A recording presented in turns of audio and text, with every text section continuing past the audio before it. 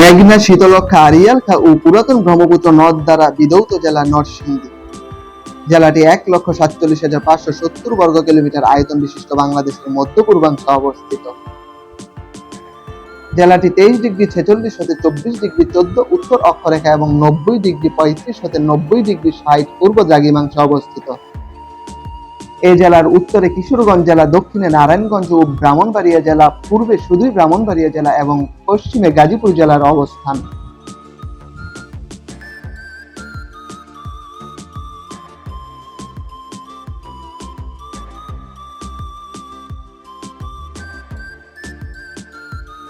আর এই নরসিংদী জেলার নরসিংদী উপজেলার একই পৌরসভার অধীনে ৩ নং ওয়ার্ডের বানিয়াছল নামক এলাকার একটি বিশেষ স্থান, যা মানুষের মনকে বিশেষ এক অনুভূতি নিয়ে নাড়িয়ে তোলে।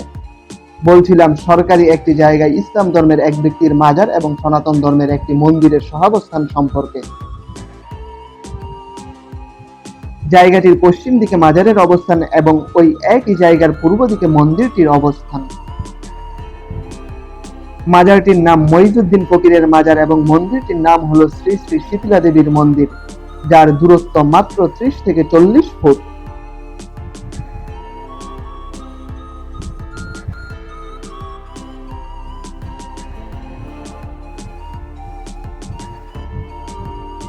পরন্ত বিকেল কিংবা প্রখর রোদে বসা এবং বিশ্রামের জন্য রয়েছে একটি বাদাই করা গাছ।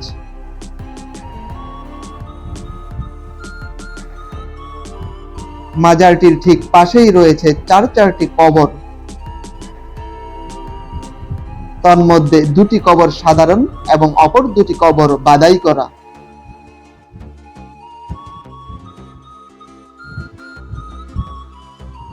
বিশেষভাবে উল্লেখ্য, এই মাজার এবং মন্দিরটির চতুর্দিক ঘিরে দীর্ঘদিন ধরেই চলছে ইসলাম ধর্মাবলম্বী এবং সনাতন ধর্মাবলম্বীদের সহাবস্থান।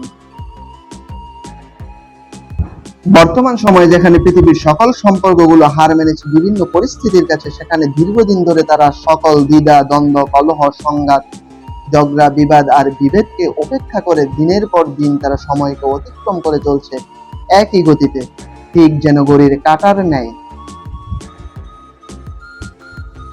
এমন ছোট একটি জায়গায় এমন একটি সহাবস্থান, সত্যি বিষয়টি খুব মোহনীয় এবং আকর্ষণীয়। পৃথিবীর সকল সম্পর্কগুলো অটুট থাকুক, নিবিড় বন্ধনে বাঁধা থাকুক আমাদের অন্তরের গহীনে, যেখানে কোনোদিনও প্রবেশ করতে পারবে না হিংসা আর বিদ্বেষ। এই প্রত্যাশা ব্যক্ত করে আজকের মতো বিদায় নিচ্ছি। ভালো থাকবেন সকলে।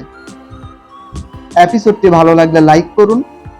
আমাদের যে কোনো ভুলভ্রান্তি সম্পর্কে অবহিত করতে এবং একই সাথে আপনাদের মনোভাব আর মূল্যবান মতামত ব্যক্ত করতে ব্যবহার করুন কমেন্ট বক্স।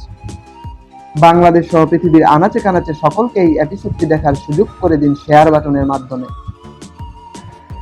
আমাদেরকে সকল প্রকার সাহায্য, সহযোগিতা এবং অনুপ্রেরণা দিতে সি দ্য ওয়ার্ল্ড চ্যানেলটি সাবস্ক্রাইব করে বেল আইকনটি চেপে দিন, যাতে করে পরবর্তী কন্টেন্টের নোটিফিকেশন পৌঁছে যায় মুহূর্তেই আপনার ফোনে।